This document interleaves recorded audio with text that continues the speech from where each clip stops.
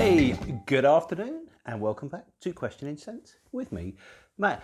Okay, so still in the grips of a very icy spell.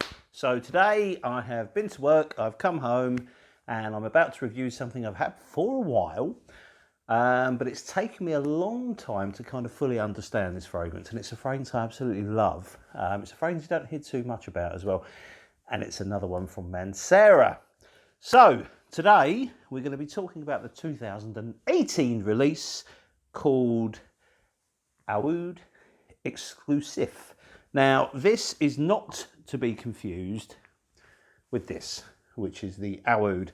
They are very, very different fragrances. Very, very good fragrances, but very, very different. This, I think, was my first from Mancera, and I do love this.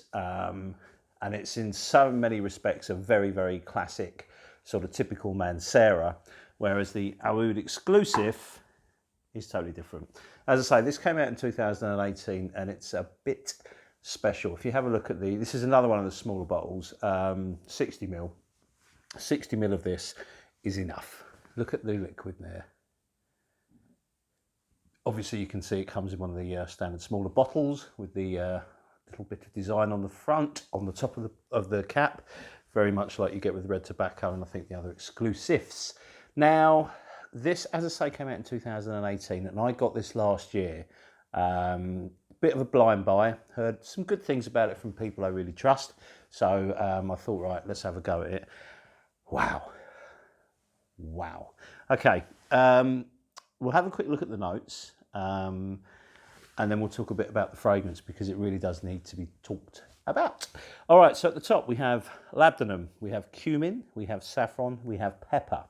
In the middle we have Bulgarian rose, and we have violet and Indonesian patchouli leaf. And on the base we have argwood or oud and oriental notes. I don't really know where to start with this because this doesn't smell like it's from the House of Mancera. If this was sent to me in a little decant or a little tester and someone had written Roger Dove, new fragrance on the side and posted it to me, I'll believe it. It's something else. So I want to kind of relate how I've researched this one. When I wear a perfume, which I do every day, sometimes two, sometimes even 3 times a day, I wear it to enjoy it, and so should you. If wearing a perfume isn't something you enjoy, or it's becoming a chore, then you shouldn't be wearing that perfume, or maybe you shouldn't be wearing perfume at all. It's there to enhance your mood, to enhance the mood around you, to make you feel good about something, or to give you your mood a different dynamic. Perfume's there to enhance your life, so you should always wear something that is enhancing your life in whatever shape or form. So when I wear a perfume, I'm wearing it to enjoy it. But when I know I'm going to review a perfume, I'm wearing it to understand it better, or try and take notes, etc., etc. When I've worn the Aoud Exclusif, I've always enjoyed wearing it, don't get me wrong, but understanding it was quite difficult. So today I set out to completely, I wanted to review this today. I've had it a long time and it needs to be spoken about, definitely. So I kind of took a mental notepad with me and made a note of when I applied it, how much I applied, what sort of environment I've worn it in, how it changes. Because the problem that I have with this, and it's not really a problem, is it seems to react and change differently every time I wear it. I'll notice something different, or something else will reveal itself, or there'll be another accord that I wasn't aware of, or something will happen pretty much every time I wear this that kind of I don't know, makes it even more mysterious, and it's one of the reasons I love it so much. So I applied this quite liberally, back of my hand today and wrist, so back of each hand, wrist, under each ear, back of the neck, under my chin, and 3 to the chest. Now I find that by applying perfume to my chest, especially when I'm wearing a shirt or something like that, that's for me, because I get a constant sniff of it, and I very rarely go sort of, I don't lose it that way. I'm always kind of aware of the perfume. So to some that seems quite a lot. To me, that's how I wear perfume, as pretty much I've always worn perfume. and it just enables me to sort of get the most out of the perfume. This is the way I apply it. I always put perfume on the back of my hands as well as on here on my wrist. It gives me an idea of how the perfume copes with lots of things. Obviously, I have to wash my hands a few times during the day, like everybody else does. And the back of your hand is a good test to see how well it lasts. Well, let me tell you, when I came home from work, some 7.5, 8 hours after applying it, it's still noticeable everywhere. I'm going to spray a little bit more for the purposes of the review, just so we can talk a little bit more about this perfume. But trust me, it's still belting out. Its performance is unbelievable. This is up there with red tobacco in terms of how long it lasts. It may even outlast red tobacco, and that is really saying something. I can't guarantee that because obviously, when you're wearing something, it's easier to get carried away with the emotion of it. But this is such a long-lasting fragrance. It's one of the longest-lasting fragrances I own. But not only does it last an awfully long time, it still projects hours and hours and hours after applying it. It's still there. It's still belting out. And to highlight that, something happened today which is quite interesting. Right, so I've just stuck a bit more on my hand there. As you can see, it's quite an incredibly thick, heavy, really, really resinous, thick liquid. And that helps with it being so long lasting. But, sometimes when you have like an extract, it lasts a long time, but it doesn't project. This really does project, and the sillage is immense. So much so, let me just check my notes. On the 6th hour of wearing this, I was on a bus and a complete stranger came up to me and said, "Oh, you smell nice. What are you wearing?" And that was today. And this was freezing cold out there this morning. So the performance is staggering. But how does it smell?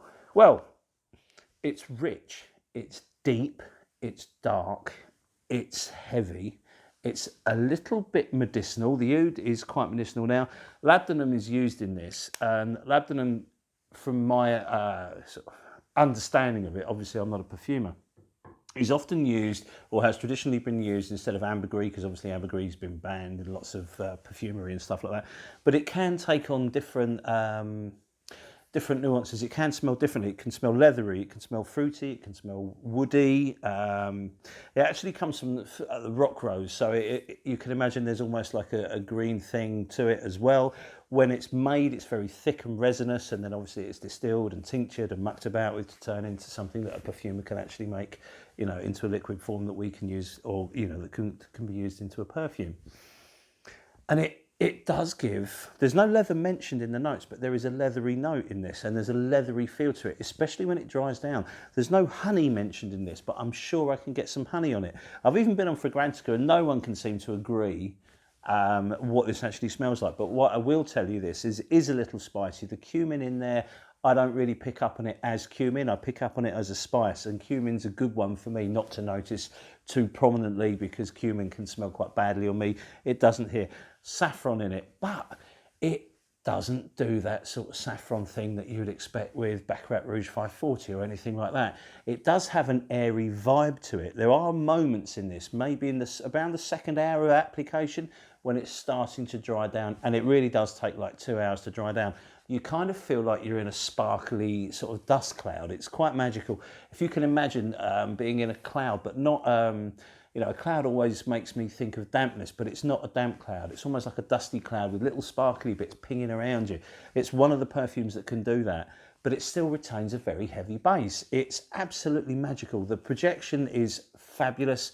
Sillage is awesome, but the rose isn't too dominant. There's rose in it, and you are aware of the rose, by the way. It doesn't over dominate. Patchouli makes it, I don't know, patchouli sometimes to me makes things feel very grown up, and this really does feel like a very grown up fragrance. This is, I think in some respects, this is the best Mancera that I've smelt, because I'm a big fan of Mancera and Montal, and one of the reasons I love them is that you get such good performance, you get such great smells for such little money. And this is it's normally priced same as all the other Manceras out there, so you can get it for a good cost. But this smells so expensive. It really does smell like absolute quality, something that you've paid hundreds for. These, I mean, I got this from a friend, so I didn't pay retail on this, but you can buy this from a lot of stockists, around £71 for the 60ml and probably around 100 for the 120ml. So it's not an expensive perfume in terms of niche perfumery. But if you can buy that for 60ml, 60ml of this is going to last you an awfully long time. For less than you're going to pay for a designer perfume, that is such a good deal. I mean, as I say, I got this from a friend, so I didn't pay retail for it. And what a good move this was. I think in some respects, this is the most grown up, the most, what's the word I'm looking for? It's the most professional. It's just, it's to die for. Perfume wise, this is up there in my top 5 that I own. I think in terms of the quality and how the perfume smells, and certainly how it performs, immense big perfume, beautiful stuff.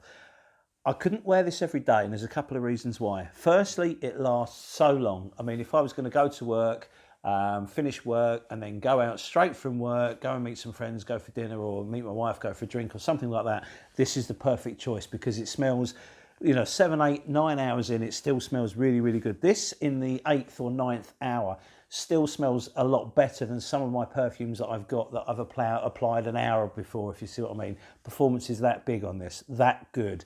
But it's such I don't know, my mind wanders when I wear this. I keep constantly focusing on it and thinking, whoa, what's it doing next? What's it doing next? Because every note in here gets a chance to shine, but there's lots of other notes in this that aren't listed, and you're constantly trying to work out, oh, what is that? Is that the patchouli? Is that honey? Is that leather? Oh, hang on, I think it's suede, and that is really, really good if you're just going to do that. But when you're trying to do stuff and you don't want to be distracted, sometimes that can be a bit too much. The other reason I don't want to wear this all the time is because if I get into the habit of wearing this every day, I would easily wear this every day and nothing else would get a look in, and this would easily become a signature scent, which I don't particularly want. But honestly, people, it is that good. I think the rose in this is going to make it a little bit too much for sickly boy up north. I don't think Rich will get on with it because the rose is quite strong in this. But it's so different to anything else I've got from Mancera. It's not screechy, it's not screaming, it's not, wow, look at me. It's, smell me, I'm brilliant. It's such a refined, gentlemanly fragrance, and I think it is quite masculine. I think it certainly lends itself to the more mature wearer. I don't think young people are going to like this unless they're ultra confident, because this does garner interest, it does get compliments. People do want to talk to you about it. Now, if you want all that, then this could be for you. A lot of people don't. They just want to smell nice and get on with it and not have to interact with people and fend off questions about perfume. And I fully appreciate that and fully understand it. This might not be for them, but if you don't mind talking a bit about perfume, or if you don't mind sort of having an interaction with people that have smelt you, then this could well be something that you would like. In terms of just wearing it and how you smell, I think it's fantastic. I absolutely am gushing about this. I knew it was good, and it had been recommended to me by people I really, really trust as well, but I didn't realise just how good this is. I think this is certainly in my top 5 perfumes of all perfumes I own, and this could easily be my favourite Mancera. However, talk to me tomorrow and it might be Black to Black, or it might be another one, I don't know. I am a bit obsessed with this today. Try it. Blind Buy worthy.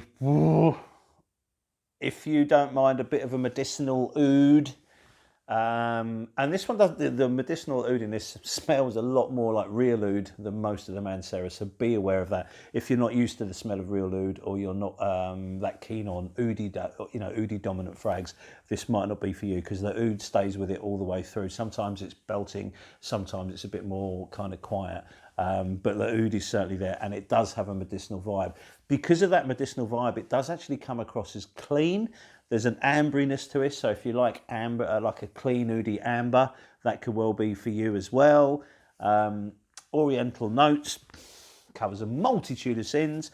But when it finally does dry down, and you're in your 7th or 8th or 9th or 10th hour, it's a bit like a leathery, oudy, woody fragrance with a little bit of spice in the background. It really, really is an amazing frag, and it does take an awful long time to get there. Again, this could easily have been made by a very small independent niche house and sold for hundreds and hundreds of pounds. It could be made by one of the big exclusive ranges from one of the, the big houses.